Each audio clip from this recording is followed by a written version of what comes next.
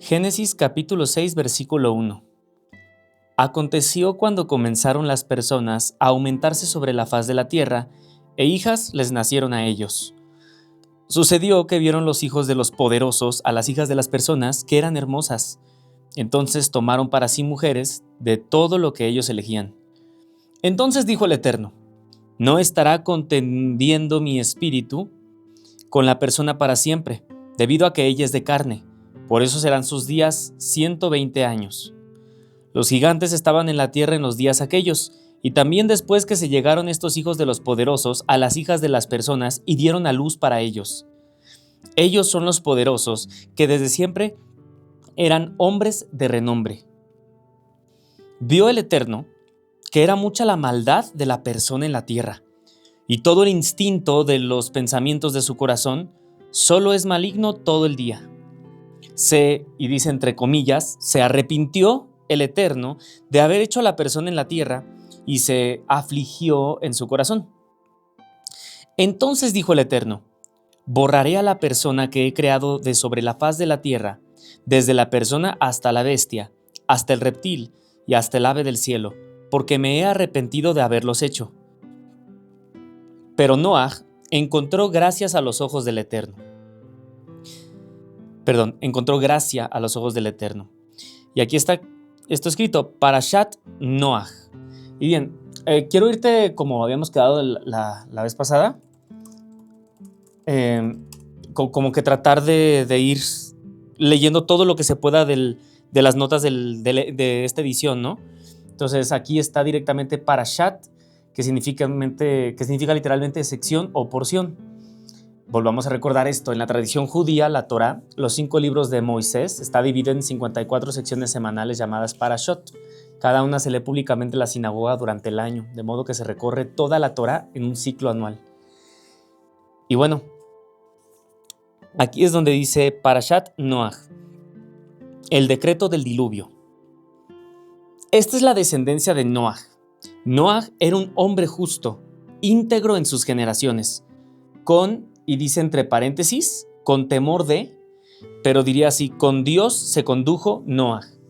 Engendró Noaj 3 hijos, Shem, a Ham y a Jefet.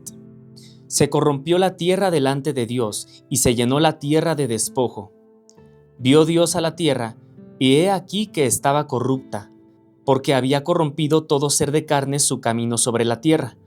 Entonces dijo Dios a Noaj: el fin de todo ser de carne ha llegado delante de mí, porque se ha llenado la tierra de despojo por causa de ellos. He aquí que yo los destruiré con la tierra. Haz para ti un arca de madera de gofer, aposentos harás en el arca, y las calafatearás por dentro y por fuera con brea. A ver, vamos a ver, aquí habla de, haz para ti un arca de madera de gofer. Vamos a ver, gofer, nunca había visto esta palabra. Y bueno, hazte un arca de madera de gofer, gofer. Entonces, gofer es una palabra única en toda la Torá y su significado exacto no se conoce con certeza. Hay 3 grandes interpretaciones. Ciprés, según por su durabilidad y resistencia, está hablando de, pues claro, de madera, ¿no? Cedro o resina de pino, madera recubierta de resina o betún natural, más que una especie concreta por su capacidad de impermeabilizar.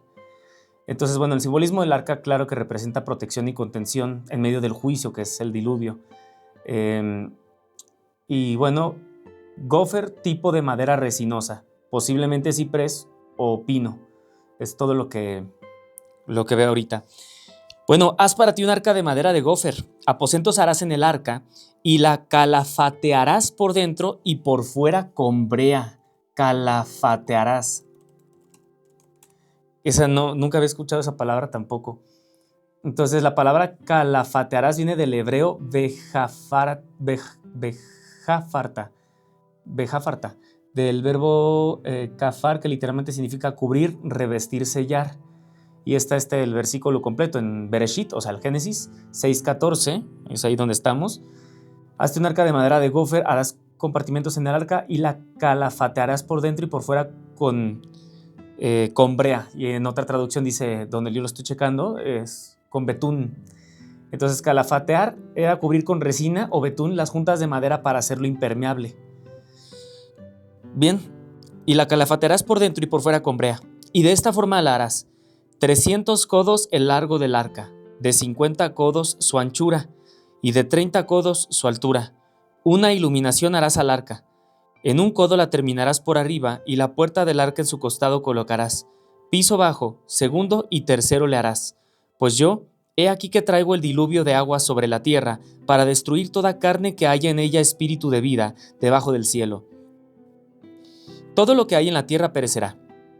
Pero yo estableceré mi pacto contigo, y vendrás al arca, tú, tus hijos, tu mujer y las mujeres de tus hijos contigo. De todo animal, de toda carne, 2 de todos traerás al arca para hacerlo sobrevivir contigo. Macho y hembra serán. Del ave según su especie, de la bestia según su especie, de todo lo que se arrastra en la tierra según su especie. 2 de cada uno vendrán hacia ti para mantener a ellos con vida. Mientras que tú, toma para ti de todo alimento que se come, lo juntarás contigo, y será para ti y para ellos para alimento. E hizo Noaj conforme a todo lo que le ordenó a él Dios, así lo hizo. Y bueno, ya ves que estaba haciendo un arca de madera de gofer. Aquí tenemos nosotros en la edición, la Concordatiae la Tanaj traduce Pisea, ser de especie. Bueno, estamos hablando nuevamente de madera. Entonces dice, dijo el Eterno a Noaj: entra tú y toda tu casa en el arca, porque a ti te he visto justo, delante de mí en esta generación. De toda bestia pura tomarás para ti 7 y 7, macho y hembra, pero de la bestia que ella no es pura, tomarás 2, macho y hembra. También del ave del cielo de 7 y 7, macho y hembra, para hacer vivir simiente sobre la faz de toda la tierra. Porque dentro de otros 7 días, yo haré llover sobre la tierra durante 40 días y 40 noches, y borraré a todo lo existente que hice sobre la faz de la tierra. E hizo Noaj conforme a todo lo que ordenó a él el Eterno. Noaj era de 600 años cuando el diluvio de aguas fue sobre la tierra. ¡Wow! Bueno, Noaj y su familia entran al arca. Entró Noaj, sus hijos, su mujer y las mujeres de sus hijos con él al arca, por causa de las aguas del diluvio, de la bestia pura, de la bestia que no es pura, del ave y de todo lo que se arrastra sobre la tierra. De 2 en 2 vinieron a Noaj al arca, macho y hembra, como ordenó Dios a Noaj. Aconteció a los 7 días, y las aguas del diluvio fueron sobre la tierra. En el año 600 de la vida de Noaj, en el mes segundo, a los 17 días del mes, en ese día, se hendieron todas las fuentes del gran abismo, y las compuertas del cielo se abrieron. Y fue la lluvia sobre la tierra 40 días y 40 noches. En la plenitud de ese día entró Noaj, Shem, Ham y Jefet, hijos de Noaj, la mujer de Noaj y las 3 mujeres de sus hijos con ellos al arca. Vamos a ver el significado de los 3 hijos de Noah. Dame un segundo de esos significados. Es Shem, Jam y Jefet, o Ham. Entonces, bueno, aquí nos está mostrando, claro, a Noé y su familia al entrar al arca. Bueno, uno de los 3 hijos es Shem. Su significado literal es nombre. En hebreo, Shem no es solo un nombre propio, sino también un símbolo de identidad, fama y propósito. Etimológicamente viene de la raíz Shum, Sham, que significa colocar, designar, nombrar. Shem representa la dimensión espiritual del ser humano, el linaje que conserva el conocimiento divino. De él descienden Abraham, Israel y los profetas. Y bueno, Ham o Yam, significado literal, calor, ardiente, caliente. De la raíz cham, que significa calor tanto físico como pasional. Simbolismo, representa la fuerza vital, la energía, el impulso y la materialidad. En la tradición, Yam o Ham encarna la pasión humana, la intensidad, pero también el riesgo del exceso. Jefet significa literal hermoso, expansión, amplitud. Viene de la raíz Jafá, bello. Y bien, simbolismo representa la belleza del arte. Entonces tenemos 3 nombres. Shem, le voy a llamar Ham, y Jafet. Shem, Ham, Jafet. O sea, lo voy a pronunciar así. Y bueno, Shem, nombre. Ham, calor ardiente. Jafet, o Jefet, hermoso, expansión. Entonces es como si la interpretación hablara del espíritu, del cuerpo y la mente. Entonces, bueno, seguimos en la parte de los animales entran al arca. Ellos, todo animal según su especie, toda bestia según su especie, todo reptil que se arrastra según la tierra según su especie, y toda ave según su especie, todo pájaro alado, vinieron a Noaj al arca de dos en dos, de todo ser de carne que hay en el espíritu de vida. Los que vinieron, macho y hembra, de toda carne vinieron como le había ordenado Dios. Entonces cerró el Eterno tras él. Fue el diluvio 40 días sobre la tierra. Se aumentaron las aguas, alzaron el arca y se levantó de sobre la tierra. Se fortalecieron las aguas y se aumentaron mucho sobre la tierra, y anduvo el arca sobre la faz de las aguas. Entonces las aguas se fortalecieron enormemente sobre la tierra y taparon todos los montes altos que están bajo todo el cielo. 15 codos por encima se fortalecieron las aguas y taparon los montes. Y pereció todo ser de carne que anda sobre la tierra. Y pereció todo ser de carne que anda sobre la tierra, como el ave, la bestia, el animal y todo reptil que se arrastra sobre la tierra y toda persona.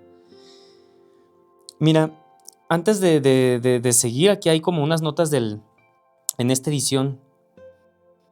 En la parte del Génesis 7:9, entró Noaj, sus hijos y su mujer, y las mujeres de sus hijos con el arca, por causa de las aguas del diluvio.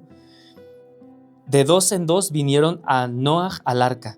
Y aquí dice, los animales vinieron por sí mismos, es decir, nadie les llamó. Cuando habla y menciona gran abismo, ya ves que dice por acá, en el año 600 de la vida de Noaj, en el mes segundo, a los 17 días del mes, en ese día se hundieron todas las fuentes del gran abismo. Con eso se refiere a toda el agua que se encuentra debajo de la tierra que surgió para arriba. Ok. Bueno, esas eran las notas que podemos rescatar de ahí. Entonces seguimos. Se fortalecieron las aguas y se aumentaron mucho sobre la tierra, y anduvo el arca sobre la faz de las aguas. Entonces las aguas se fortalecieron enormemente sobre la tierra, y taparon todos los montes altos que están bajo todo el cielo. 15 codos por encima se fortalecieron las aguas y taparon los montes. Y pereció todo ser de carne que anda sobre la tierra, pereció, como el ave, la bestia, el animal y todo reptil que se arrastra sobre la tierra y toda persona. Todo lo que tiene ánima de espíritu de vida en sus narices, de todo lo que había en lo seco, murió. O sea, nos dejan bien en claro. Y borró a todo lo existente que estaba sobre la faz de la tierra, desde la persona hasta la bestia, reptil y ave del cielo, fueron borrados de la tierra, y quedó solamente Noaj y lo que estaba con él en el arca. Y prevalecieron las aguas sobre la tierra 150 días. Recordó Dios a Noaj, a todo animal y a toda bestia que estaban con él en el arca, e hizo pasar Dios un viento sobre la tierra, y se calmaron las aguas. Estamos ahorita en el Génesis 8. Las aguas del diluvio disminuyen. Entonces, se cerraron las fuentes del abismo y las compuertas del cielo, y cesó la lluvia del cielo, y se volvieron las aguas de sobre la tierra, volviendo gradualmente, entre paréntesis, y se disminuyeron las aguas al final de los 150 días. Y se posó el arca en el mes séptimo, a los 17 días del mes, sobre uno de los montes Ararat. Y las aguas fueron disminuyendo hasta el mes 10. En el 10º mes, el primero del mes, se vieron las cimas de los montes. Fue al cabo de 40 días que abrió Noaj la ventana del arca que había hecho. Envió al cuervo, pero estuvo saliendo y volviendo hasta que se secaron las aguas de sobre la tierra. Entonces, envió a la paloma de sí, para ver si se aminoraron las aguas de sobre la faz de la tierra. Pero no encontró la paloma lugar de reposo para la planta de su pie. Entonces volvió a él al arca, porque las aguas aún estaban sobre la faz de toda la tierra. Y Noaj extendió su mano, la tomó y la trajo hacia él al arca. Esperó otros 7 días más y volvió a enviar a la paloma del arca. Y volvió a él la paloma en el momento del anochecer. Y he aquí una hoja de olivo arrancada en su boca. Entonces supo Noaj que se aminoraron las aguas de sobre la tierra. Esperó otros 7 días más y envió a la paloma, pero no volvió a regresar más a él. Sucedió en el año 601, en el mes primero, al primer día del mes, se secaron las aguas de sobre la tierra. Entonces retiró Noah la tapa del arca y vio, y he aquí que se había secado la faz de la tierra. Y en el mes segundo, a los 27 días del mes, se secó la tierra. Muy bien. Noah sale del arca. Génesis 8, 15. Habló Dios a Noah diciendo: sal del arca, tú, tu mujer, tus hijos y las mujeres de tus hijos contigo. Todo animal que está contigo, de todo ser de carne, del ave, de la bestia y de todo reptil que se arrastra sobre la tierra, saca contigo. Y se reproducirán en la tierra, se fructificarán y se aumentarán sobre la tierra. Entonces salió Noah, sus hijos, su mujer y las mujeres de sus hijos con él. Todo animal, todo reptil y toda ave, todo lo que se arrastra sobre la tierra, según sus familias, salieron del arca. La ofrenda de Noah. Construyó Noah un altar al Eterno, y tomó de toda bestia pura y de toda ave pura, y elevó holocaustos en el altar.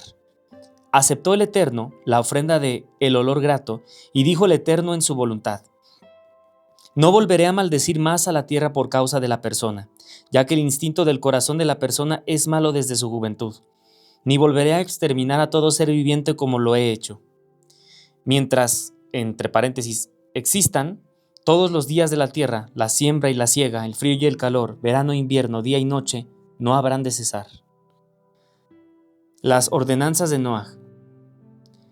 Bendijo Dios a Noah y a sus hijos, y les dijo: fructifíquense, auméntense y llenen la tierra. Vuestro temor y vuestro miedo estarán sobre todo animal de la tierra, sobre toda ave del cielo, en todo lo que ande sobre la tierra y en todos los peces del mar, en vuestras manos están dados. Todo reptil que vive para ustedes será para alimento, como a la verdura entregué a ustedes todo. No obstante, carne con su vida, su sangre no comerán, pero solamente a vuestra sangre, a vuestras vidas, reclamaré de mano de todo animal, lo reclamaré, y de mano de la persona, de mano del hombre hermano, reclamaré la vida de la persona. Quien derrame la sangre de una persona, por la persona su sangre será derramada, porque con imagen de Dios, Él hizo a la persona. Ciertamente ustedes fructifíquense, auméntense, reproduzcanse en la tierra y auméntense en ella. Esto creo que a mí sí me da que pensar, ¿no? Yo creo que también a ti, porque está dentro de las Sagradas Escrituras. También quiero que sepas, ¿no? Esto es un texto muy largo. Y hay toda una forma de análisis, hay un análisis completo del arca de Noé. Cuáles son los significados acerca de sus hijos, de su esposa, que entren los animales, que salgan los 40 días, todo esto tiene una representación. No hay que, en este tipo de textos no hay que tomar todo absolutamente literal, excepto cuando ya se repiten ciertas cosas. Hay ciertos patrones que se repiten de manera que ya lo podemos tomar literal, pero hay muchas cosas que vamos a ver por acá, que debemos tener una mente muy abierta a aprender, pero también a que hay mucho que no sabemos, porque van a haber partes, y yo creo que tú lo sabes, ¿no? Van a haber partes en esta lectura que serán muy fuertes, porque hay cosas que muchos pondrán en duda y digan: oye, pero ¿por qué dices estas cosas tan fuertes? Bueno, debe tener una explicación, debe tener una interpretación, una razón. Notemos que a pesar de que trato de que sea como que no se nos vaya el tema de la traducción, sí hay cosas que podrán estar y podrán leerse de manera si los lees de manera muy literal, creo que a muchos es lo que ocasiona cierto descontento a veces con este tipo de textos, ¿no? Que a veces uno no los entiende. Por eso es importante como que no te metas demasiadísimo en un concepto cuadrado como tan religioso, y si gustas está perfecto, pero que siempre y cuando tengamos una mente abierta para poder aprender, porque las Sagradas Escrituras yo creo que es algo que es bonito, interesante y conocer y leer, ¿no? Entonces sí, esta parte: quien derramare la sangre de una persona, por la persona su sangre será derramada. Esto es una ley, y esto creo que podemos entender exactamente, no se está refiriendo precisamente a sangre, ¿sabes? Dice aquí: quien derrame la sangre de una persona, por la persona su sangre será derramada, porque con imagen de Dios Él hizo a la persona. Y esto me da que pensar, ¿no? O sea, te pone a pensar acerca de tus hermanos, de más gente, de más, de todo, todos, ¿no? Porque todos estamos hechos a imagen de Dios, todos somos una imagen de Dios. Entonces, lo que piensas o lo que sientes del otro es también de alguna forma un aspecto de Dios. Y continuemos, ¿no? Ciertamente ustedes fructifíquense, auméntense, reproduzcanse en la tierra y auméntense en ella. Y bueno, el pacto con Noaj. Habló Dios a Noaj y a sus hijos con él, diciendo: He aquí que yo mantendré mi pacto con ustedes y con vuestra descendencia después de ustedes, y con toda alma viviente que está con ustedes, las aves, las bestias y todos los animales de la tierra que está con ustedes, con todos los que salieron del arca, con todo animal de la tierra. Mantendré mi pacto con ustedes y no exterminaré ya más a todo ser de carne con aguas del diluvio, ni habrá más un diluvio para destruir la tierra. Y dijo Dios: Esta es la señal del pacto que yo pongo entre yo y ustedes, y entre toda vida animal que está con ustedes para las generaciones eternas. Yo quiero que de verdad lo pienses para que, imagínate, pues esta parte de nosotros, ¿no? Porque nosotros estamos ahorita, o sea, siendo interpretados y nos estamos leyendo a nosotros mismos. Si nos estamos yendo a los conceptos del, pues todos somos unidad, y aquí no hay uno ni otro, ni, o sea, te estás leyendo a ti, ¿sabes? O te estás escuchando a ti mientras escuchas esto, cuando escuchamos lo de Noaj. Imagínate tú ser Noaj y pues ser un ser humano, ¿no? En la planeta Tierra, y se abren los cielos, habla el ser celestial, habla la inteligencia más suprema y nos indica, ¿no? Esta es la señal del pacto que yo pongo sobre la tierra, o sea, y dijo Dios: esta es la señal del pacto que yo pongo entre yo y ustedes, y entre toda vida animal que está con ustedes para las generaciones eternas. Está muy interesante qué podría haber sentido alguien así. ¿Qué sentirías tú? El arco iris, señal del pacto. A mi arco coloqué en la nube, el que será por señal del pacto entre yo y la tierra, pues será cuando yo nublase sobre la tierra y se vea el arco en la nube. Entonces recordaré mi pacto que hay entre yo y ustedes, y entre toda vida animal, de todo ser de carne, y no habrá ya más aguas de diluvio para destruir toda carne. Cuando esté el arco en la nube, lo veré para recordar el pacto eterno entre Dios y entre toda alma, entre toda alma. Nuevamente, cuando esté el arco en la nube, lo veré para recordar el pacto entre Dios y entre toda alma viviente, en todo ser de carne que está sobre la tierra. Dijo Dios a Noaj: Esta es la señal del pacto que establecí entre yo y entre todo ser de carne que está sobre la tierra. Y bien, Génesis 9:18. La falta de Kenán. Fueron los hijos de Noaj que salieron del arca: Shem, Ham y Jefet. Ham era el padre de Kenán, Kenaan. Estos tres fueron los hijos de Noaj, y de estos se dispersó toda la tierra.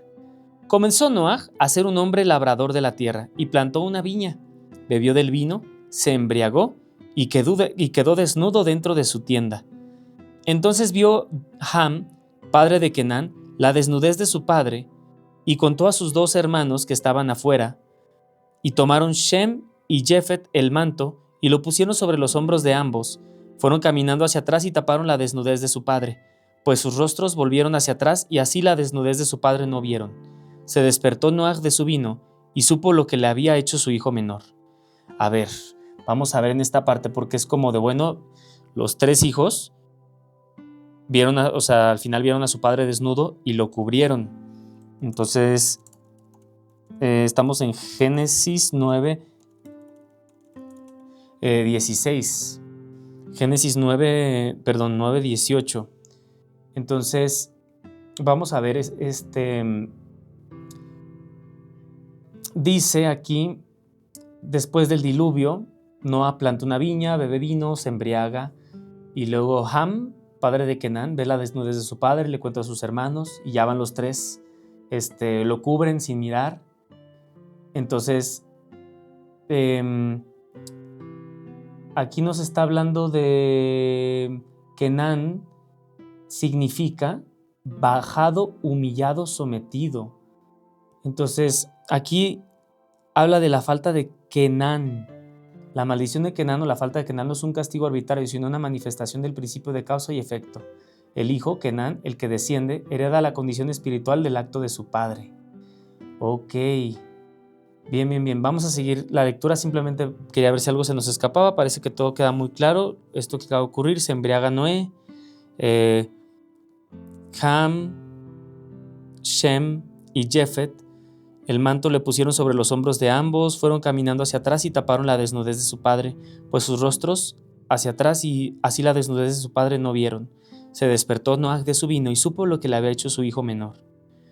Entonces dijo, la maldición de Kenán, maldito Kenán, siervo de siervos será para sus hermanos. Y dijo además, bendito es el Eterno, Dios de Shem, y sea Kenán siervo de ellos. Extienda Dios a Jefet y habite en las tiendas de Shem, y sea Kenán siervo de ellos. Vivió Noaj después del diluvio 350 años, y fueron todos los días de Noaj 950 años, y murió. 950 años. Bueno, entonces parece que aquí está la maldición. Maldito Kenán, siervo de siervos será para sus hermanos. Entonces, es lo que es más interesante aquí. Esto es la parte de que al despertar Noah no maldice a Ham, que fue quien lo vio desnudo, sino a Kenán, el hijo de Ham. Maldito seas Kenán, siervo de siervos será para sus hermanos. La pregunta, ¿por qué Noah maldice a Kenán y no al que cometió la falta, es decir, a quien vio desnudo a Noé? Hay tres explicaciones principales, todas con base en los mefarshim, comentaristas clásicos. Kenán participó o fue quien empezó el acto. Según el Midrash, el Bereshit Rabbah 36.7, Kenán vio a su abuelo desnudo primero y avisó a su padre Ham. Fue cómplice del deshonor. Por eso cuando Noah despierta y sabe lo que le hizo su hijo menor, maldice al nieto que originó la burla. Entonces Noah maldice al verdadero investigador, no solo al mensajero. Ok, aquí está de las tres explicaciones principales, la segunda. Ham ya había sido bendecido por Dios. Sí, claro, bendijo a Dios a Noah y a todos sus hijos. Por tanto, Noah no podía maldecir a alguien a quien Dios ya había bendecido. La maldición debía caer sobre la siguiente generación que no estaba protegida por esa bendición divina. Entonces, la maldición no es venganza, es una consecuencia espiritual que pasa de línea donde se originó el desorden. Bueno, la tercera como explicación principal, simbolismo del nombre, significa bajado, sometido, humillado. Yo creo que va más bien por ahí, pero no es lo que yo creo, es más bien lo que esté ocurriendo acá. Sí, o sea, aquí está hablando de, claro que Kenán tiene que ver con lo bajado, lo sentido, lo sometido, lo humillado. Su nombre mismo representa la energía descendente, materialista y servil, opuesta a la elevación espiritual de Shem. Así la maldición de Noah no crea el destino, sino que revela lo que esa línea ya expresaba, una inclinación a la degradación moral y a la esclavitud interior. Simboliza el sentido espiritual, simboliza la parte del ser humano que se somete al deseo, al impulso y a la burla de lo sagrado. Ok, entonces recuerda que todo esto tiene como un significado, ¿no? O sea, y tenemos que poder hacerlo algo relacionado también con nosotros. O sea, claro que en una vida cualquiera cotidiana, si el nieto ve al abuelo desnudo, pues no es como que el abuelo vaya a maldecir o a hacer este tipo de cosas. Esto tiene un significado. Entonces, en conclusión aquí, no actuó por enojo, sino proféticamente describe la consecuencia espiritual de un acto, que como que rompió un respeto hacia el padre, se heredó una distorsión, incapacidad de reverenciar lo sagrado. Por eso su destino es servir, ser dominado por lo material. Entonces, por eso, obviamente, imagínate que no lo hubiera leído o investigado aquí en el apoyo de la Torá. Es lo que se me hace interesante, ¿no? Como si hubiera yo continuado, yo hubiera pensado de por qué pasó, por qué con Kenán, el que hizo. Y bueno, acá se explica más bien. Noah no podía maldecir a Ham porque Dios ya lo había bendecido. El nombre de Kenán, humillado, refleja el resultado, la degradación que nace de la irreverencia.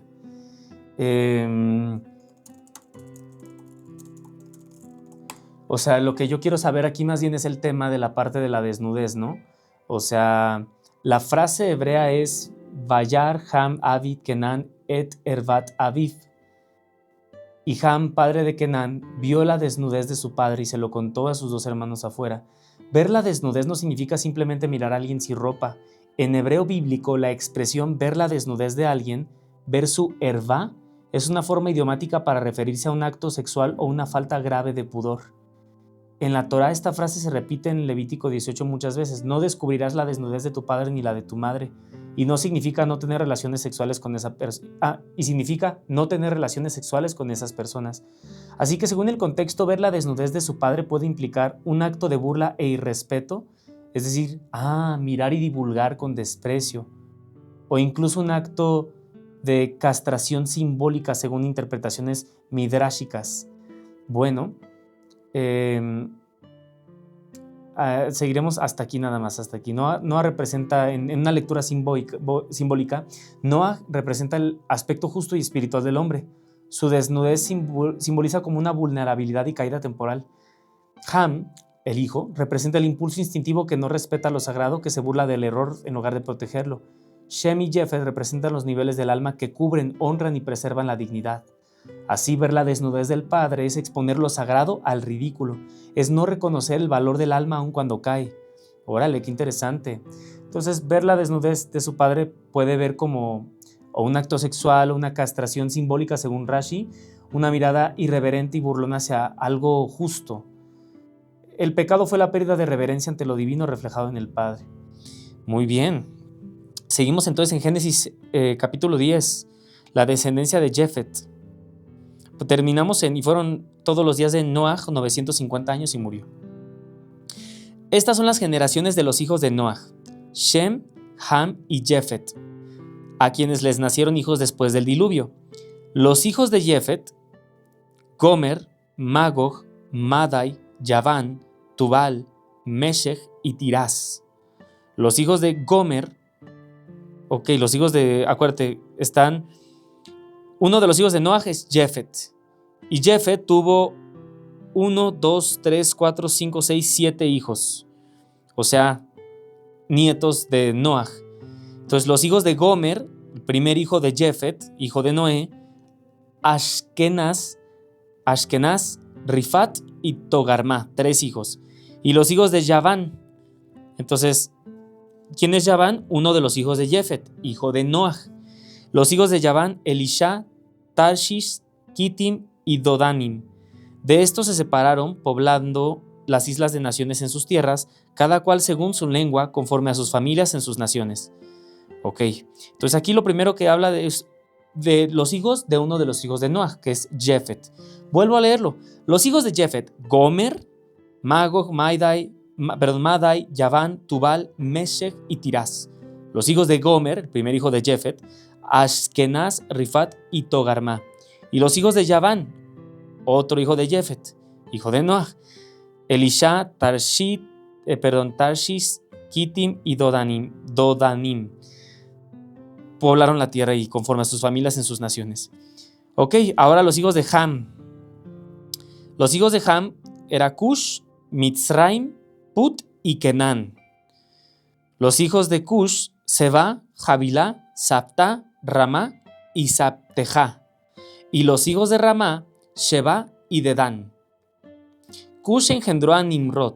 Él comenzó a ser un valiente en la tierra. Él era un valiente cazador delante del Eterno. Por eso se dice, como Nimrod, valiente cazador delante del Eterno. Y fue el comienzo de su reino Babel, Erech, Akkad y Calné, en la tierra de Shinar.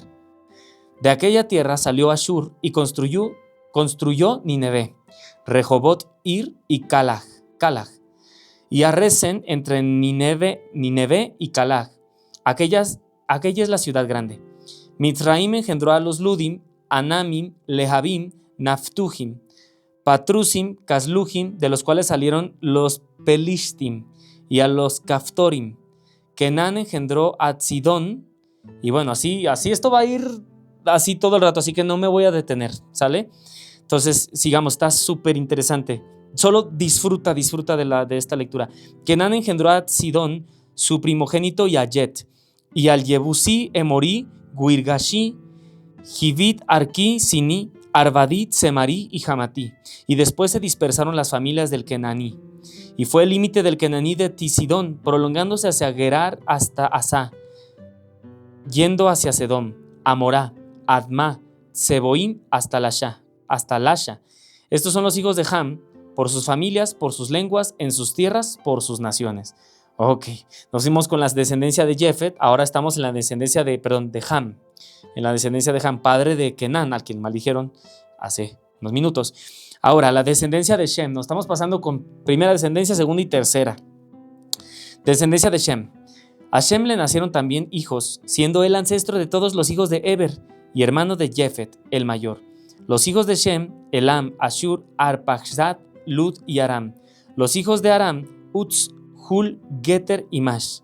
Arpachshad engendró a Shelah y Shelah engendró a Eber. A Eber le nacieron dos hijos, el nombre de uno Peleg, porque en sus días se dividió la población de la tierra, y el nombre de su hermano Yoctán. Yoctán engendró a Almodad, Shelef, Jetzarmavet, Jeraj, Adoram, Usal, Dikla, Obal, Abimael, Sheba, Ofir, Jabilá y Jobab. Todos estos fueron hijos de Yoctán, y fue el lugar donde habitaron desde Meshá, prolongándose hacia Sefar, al monte oriental. Estos son los hijos de Shem, por sus familias, por sus lenguas, en sus tierras, por sus naciones. Estas son las familias de los hijos de Noah, por sus descendencias, en sus naciones. Y de estos se separaron las naciones en la tierra después del diluvio. Ok, ahora nos vamos a Génesis, capítulo 11. La Torre de Babel. Era toda la tierra de una sola lengua y unas mismas palabras. Toda la tierra. Aconteció cuando partieron del este que encontraron una llanura baja en la tierra de Shinar. Entonces habitaron allí. Dijo un hombre a su compañero: vamos, fabriquemos ladrillos y los coceremos al fuego. Y entonces le sirvió a ellos el ladrillo como piedra, y el betún le sirvió como argamasa. Y se dijeron: vamos, nos edificaremos una ciudad y una torre, cuya cúspide llegue al cielo, y así nos haremos renombre, por si fuésemos desparramados por sobre la faz de toda la tierra. Descendió el Eterno para ver la ciudad y la torre que habían edificado los hijos de la persona. Entonces dijo el Eterno: he aquí son un pueblo único, con una sola lengua para todos, y esto han comenzado a hacer. Pero ahora, ¿no impediremos a ellos todo lo que se han propuesto hacer? Confusión de las lenguas. Vamos, bajaremos y confundiremos allí su lengua, para que no entienda ningún hombre el idioma de su compañero. Y los desparramó el Eterno desde allí sobre la faz de toda la tierra, y cesaron de construir la ciudad. Por eso se llamó su nombre Babel, porque allí hizo confundir el Eterno el idioma de toda la tierra, y desde allí los desparramó el Eterno sobre la faz de toda la tierra. Ok, vamos a ver qué significa la etimología de Babel. Entonces, pues está interesante el significado, ¿no? Y bueno, entonces estamos viendo esto, ¿no? El Eterno, por eso se llamó su nombre Babel, porque allí hizo confundir el Eterno el idioma de toda la tierra, y desde ahí los desparramó el Eterno sobre la faz de toda la tierra. Y bueno, Babel, ok. Babel significa mezclar, confundir, entremezclar. Oh, viene de la raíz hebrea, la torre de Babel. La torre de la mezcla, confusión, entremezclado, lugar de confusión. En hebreo moderno todavía se usa babul, revuelto o mezclado. Babel o Babilonia en su forma posterior fue el imperio construido en la llanura de Shinar, descendencia de Nimrod, nieto de Cam. Representa el intento humano de unificar el mundo bajo una sola lengua, cultura y poder, pero sin referencia a lo divino. Ok, y el proyecto de la torre busca hacerse un nombre, es decir, autonomía divina, reemplazando el lugar de Dios. ¿Por qué pasa esto de la confusión de las lenguas? La confusión fue una respuesta espiritual, no un castigo. Para detener la soberbia, los hombres querían controlar el cielo y perpetuar su nombre, Shem. Hashem rompe su falsa unidad, mostrando que la unidad sin humildad es tiranía. Y para diversificar la creación, la multiplicidad de lenguas genera pluralidad de pensamientos, culturas y caminos hacia Dios. La Torá ve la diversidad como parte del equilibrio en el mundo. Y juego simbólico entre Shem y Babel. Shem, el hijo espiritual de Noah, representa la unidad sagrada del nombre. Babel representa la unidad falsa fabricada por el ego humano. Dios confunde el lenguaje en Babel, pero más adelante restaura el lenguaje sagrado a través de los descendientes de Shem, Abraham, Israel. Ok. La confusión de lengua simboliza el quiebre de la comunicación entre los planos. La humanidad pierde la lengua sagrada y con ella la capacidad para crear armonía con la palabra. Entonces, Babel significa del hebreo confusión, mezcla, unidad falsa, intento humano de divinizarse sin Dios. Entonces, la confusión de lenguas ya hay una fragmentación espiritual, pérdida del lenguaje sagrado. Babel representa el punto donde la humanidad quiso unirse sin Dios y la confusión de lenguas fue el recordatorio de que la verdadera unidad solo existe cuando hay humildad y respeto por lo divino. Interesantísimo. Wow, bueno, yo creo que sin este apoyo yo solamente pasaría de largo, ¿no? Y bien, aquí dice, sí, sigamos, ¿no? Dice, entonces, estas son la descendencia de Shem hasta Abraham. Estas son las descendencias de Shem. Shem era de 100 años cuando engendró a Arpachshad, 2 años después del diluvio. Y vivió Shem después de haber engendrado a Arpachshad 500 años y engendró hijos e hijas. Arpachshad vivió 35 años y engendró a Shelah. Y vivió Arpachshad después de haber engendrado a Shelah 403 años y engendró hijos e hijas. Shelah vivió 30 años y engendró a Eber. Y vivió Shelah después de haber engendrado a Eber 403 años y engendró hijos e hijas. Vivió Eber 34 años y engendró a Peleg. Y vivió Eber después de haber engendrado a Peleg 430 años y engendró hijos e hijas. Vivió Peleg 30 años y engendró a Reu. R-E-U. Y vivió Peleg después de haber engendrado a Reu 209 años y engendró hijos e hijas. Vivió Reu 32 años y engendró a Serug. Y vivió Reu después de haber engendrado a Serug 207 años y engendró hijos e hijas. Vivió Serug 30 años y engendró a Nahor. Y vivió Serug después de haber engendrado a Nahor 200 años y engendró hijos e hijas. Vivió Nahor 29 años y engendró a Terah. Y vivió Nahor, espero que se pronuncie Nahor o Nahor. Voy a decirle Nahor porque así es como creo que se pronuncia. Y vivió Nahor después de haber engendrado a Terah 119 años y engendró hijos e hijas. Vivió Terah 70 años y engendró a Abraham, Nahor y Harán. Ok, aquí está el nacimiento de Abraham. Por fin. Entonces dice, vivió Terah 70 años y engendró a Abraham, Nahor y Harán. Esa es la descendencia de Terah. Terah engendró a Abraham, Nahor y Harán engendró a Lot. Pero murió Harán delante de su padre en la tierra de su nacimiento en Ur de Kasdim. Tomaron a Abraham y Nahor para sí mujeres, el nombre de la esposa de Abraham Sarai y el nombre de la esposa de Nahor Milcá, hija de Harán, padre de Milcá y padre de Iscá. Pero Sarai era estéril, no tenía hijo. Tomó Terah a Abraham, su hijo, a Lot, hijo de Harán, hijo de su hijo, y a Sarai, su nuera, esposa de su hijo Abraham, y salió con ellos de Ur de Kasdim para ir a la tierra de Canaán. Llegaron hasta Harán y radicaron allí. Y fueron los días de Terah 205 años y murió Terah en Harán. Ok, aquí ya nos estamos pasando a la siguiente sección, a la siguiente parashat. Parashat Lech Lecha. El Eterno envía a Abraham a la tierra de Canaán. Ok, yo creo que hasta ahí estamos ahora en Génesis 12. Yo creo que hasta ahí lo dejamos para cerrar bien esta parte, lo que vimos aquí.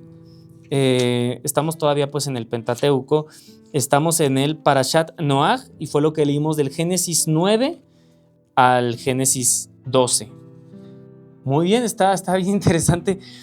Claro que ya había visto pues muchas personas al leer la Biblia, ¿no? Toda la descendencia y todo, pues claro, no nos podemos detener con cada uno, sino aquí vamos a estar eternamente. Pero por ahora la lectura está saliendo, está amena, está bonita. Muchas gracias, nos vemos en la siguiente lectura y que Dios te bendiga. Gracias.